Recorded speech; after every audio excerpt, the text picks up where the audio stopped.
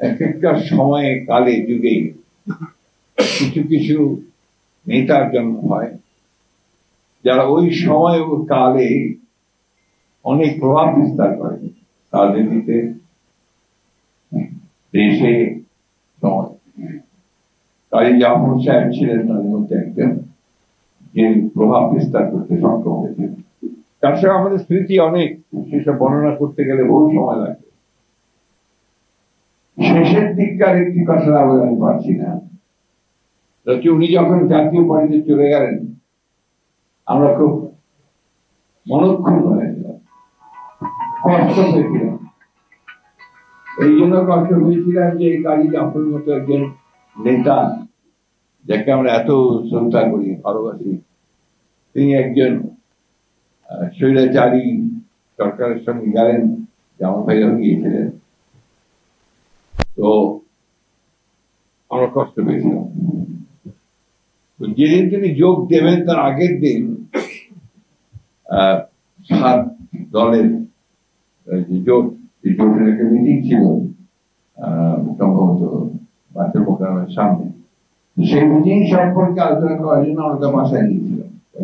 সেই মিটিং এর আগে সেই আলোচনা থেকে আমাদেরকে বললেন যে এই এরশাদকে সরাতেই হবে, তার জন্য আরো বেশি করে আপনার রাজনৈতিক দলগুলোকে যুক্ত করতে হবে, আহ্বান করতে হবে।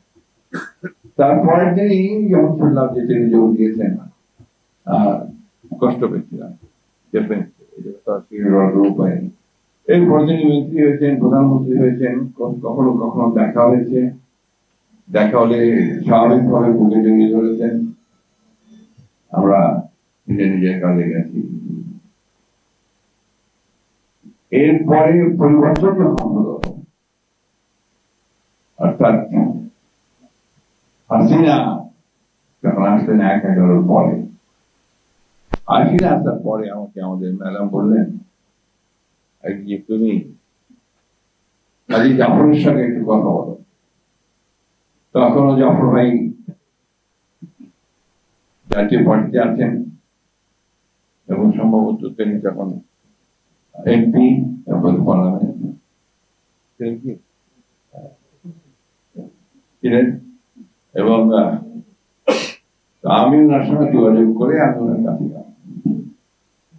যে ম্যাডামের যে পানি ছিল সে পানি তাকে বলছিলেন।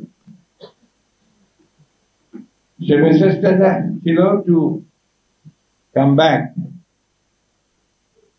টু দ্য মূল ডেমোক্রেটিক ফ্রন্ট, এবং তাকে তিনি আমন্ত্রণ জানালেন যে আপনি আসেন, আমরা একসাথে এই ফ্যাসিবাদের বিরুদ্ধে লড়াই করি। তিনি আমাকে বললেন যে আলমগীর, আমার বোন সবসময় চায়, কিন্তু এমন একটা জালের মধ্যে আছি, এখান থেকে বেরোতে অনেক সময় লাগতে পারে অথবা কৌশল করতে পারে। তো আমাকে বলেন তুমি ম্যাডামকে আমার সালাম দিয়ে বলো যে আমি আসবো, কবে আসবো সেটা নির্ধারণ আমি জানাবো। এরপরে তিনি আমাকে কি খবর দিলেন যে তিনি এখন প্রস্তুত, তিনি আমার সঙ্গে দেখা করবেন। স্বাভাবিকভাবে দেখা করা সম্ভব না, কারণ ম্যাডাম একদিকে, হাসিনা একদিকে, অন্যদিকে যদি এরশাদ জানতে পারে তাহলে তাকে মহা বিপদের মধ্যে ফেলে দেওয়ার সম্ভাবনা আছে। এই জন্য আমার এখনো মনে আছে, আমি বেশি লম্বা করবো না, রাতের বেলা ছদ্মবেশ ধারণ করে তাকে আমরা গাড়ি বদল করে রাতে ম্যাডামের বাসায় নিয়ে গেল। এখন যে বাসায় হচ্ছে সেখানে উপরে উঠে ম্যাডামকে উনি সালাম দিলেন, ম্যাডাম তো তাকে প্রথমে চিনতেই পারেন, একেবারেই চিনতে পারেন। তো ম্যাডাম তখন বললেন, এই জাফর বললেন, ম্যাডাম আমি যাবো। তো কি বেশ ধরেছেন আপনি? তো বললো যে ম্যাডাম উপায় নেই, কারণ এইভাবে না হলে আমি আসতে পারতাম।